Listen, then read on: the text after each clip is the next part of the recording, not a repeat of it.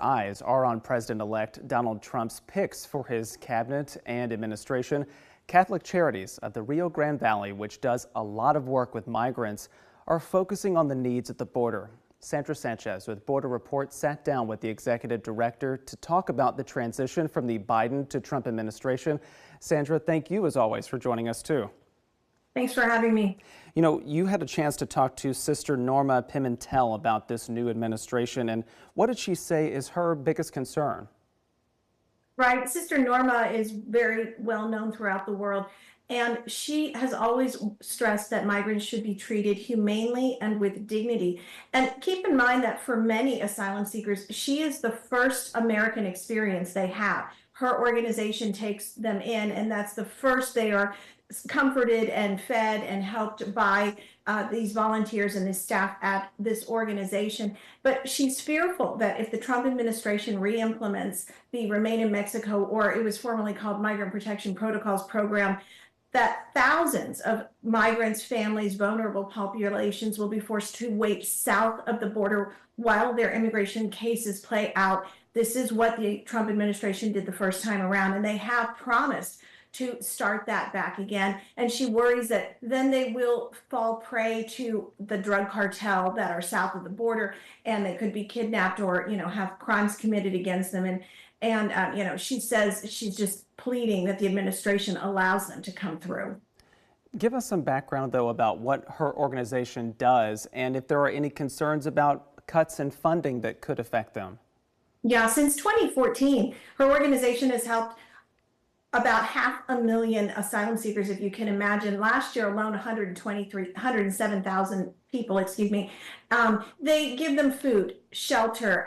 It's a respite center, so they can spend the night if they have to. They can take a nap. They'll hold a child while a mom takes a shower. They give them a toiletry bag. They give them new clothing, new shoes. When Customs and Border Protection arrests someone, they take their shoelaces for safety concerns. And so the people come with damaged shoes, so they always need shoes, they need undergarments. They give them travel advice and help them get on their way to an interior city.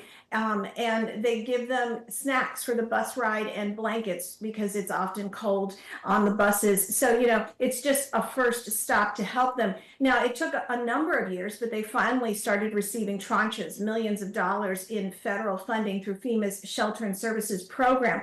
I asked her what happens if the Trump administration does away with that program. And she said the Rio Grande Valley has always supported these people. They did it for years without additional funding, and she believes they will step up and do it again. And she said they will continue to work to help them.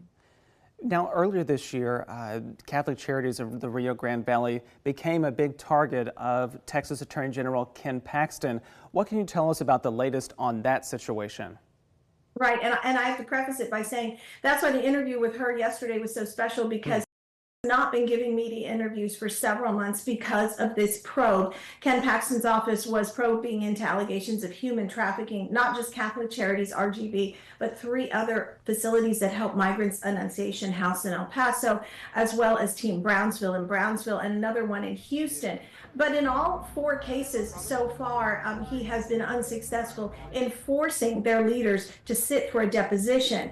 A judge in Hidalgo in July ruled that Paxton's office does not have the right to force Sister Norma to sit down. They have submitted dozens of pages, reams of documents explaining what the organization does, who they pay, where they get their data, help, and everything from. And the judge said that nothing more is required. Now, Paxton's office has appealed, and so far that petition has not been granted. I know you'll be following that closely, but Sandra Sanchez again with Border Report. Thank you for joining us again.